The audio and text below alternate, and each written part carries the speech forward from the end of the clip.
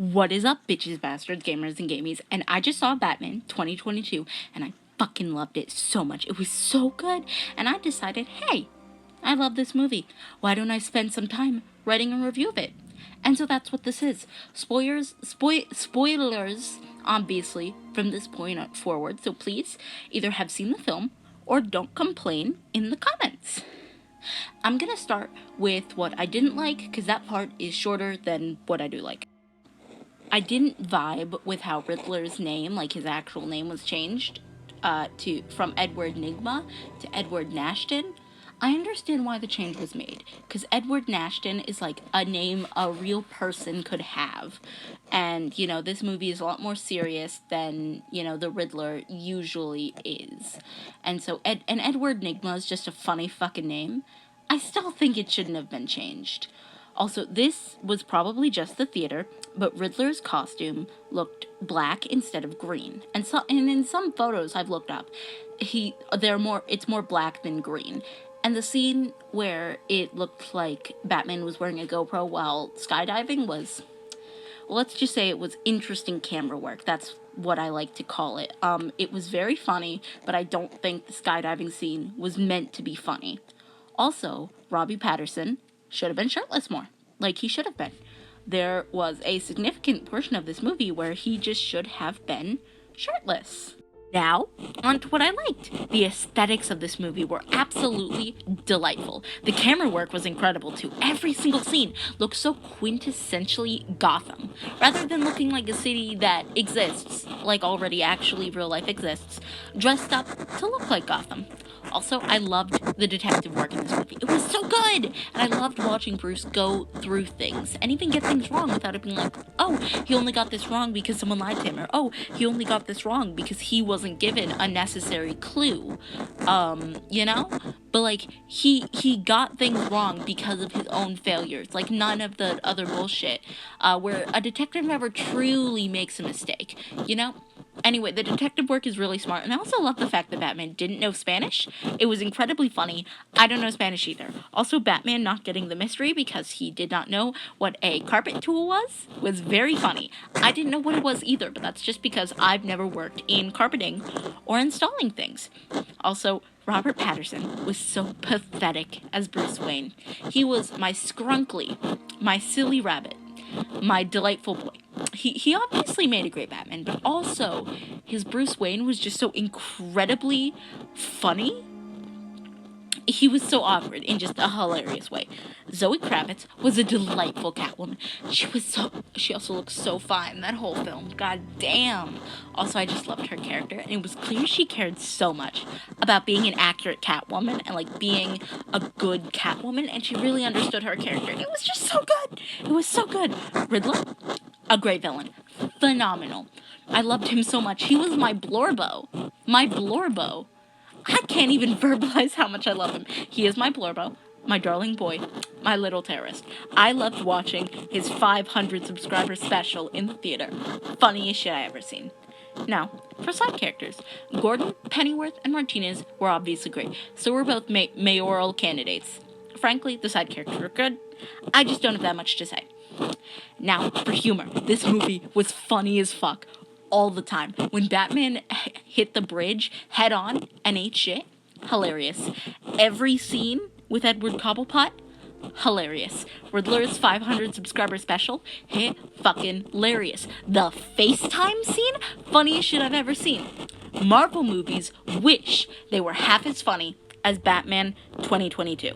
So the romance between Batman and Catwoman, it was so sweet. It was so sweet. They were so cute.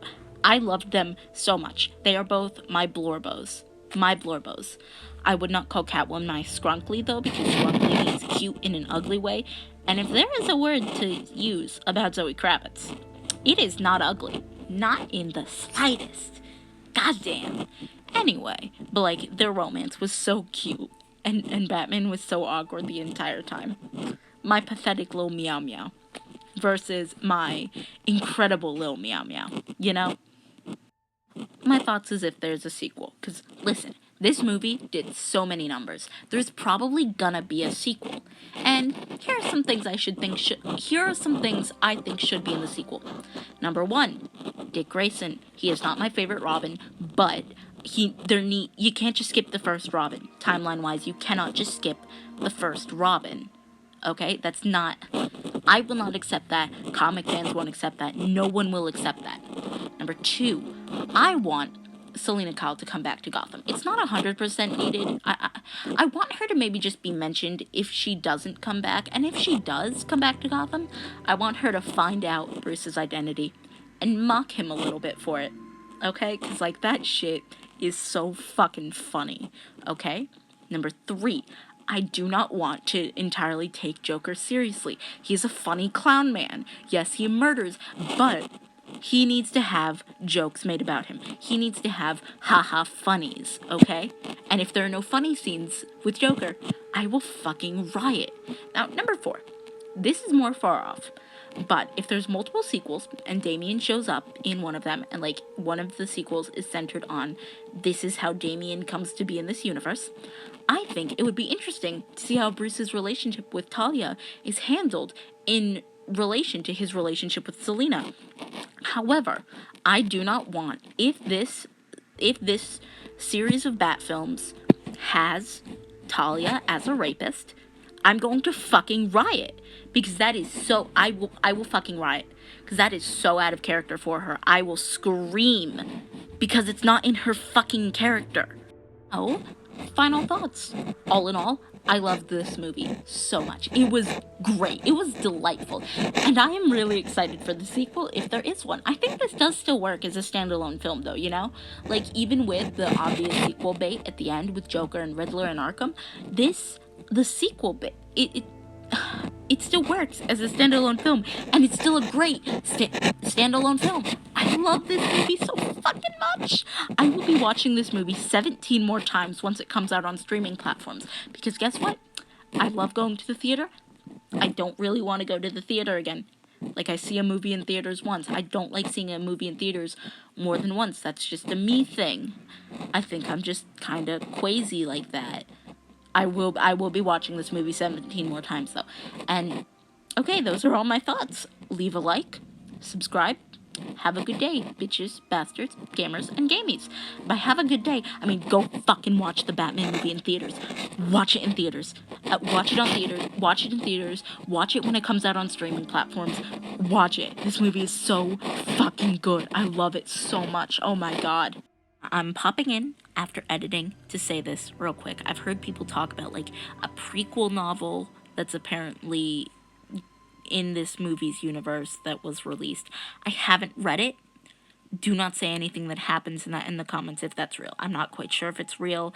I think it might be, but I've only really seen Tumblr posts about it, so I don't know. Either way, if it is real, I haven't read it. If it's not real, I guess. But yeah, that's all I have to say. Later, bitches, bastards, gamers, and gamies. Leave a like, subscribe, send this video to your friends, leave a comment, whatever. It does not fucking matter. Please watch this film. Please watch this film. Okay? Yeah, that's all. Bye-bye.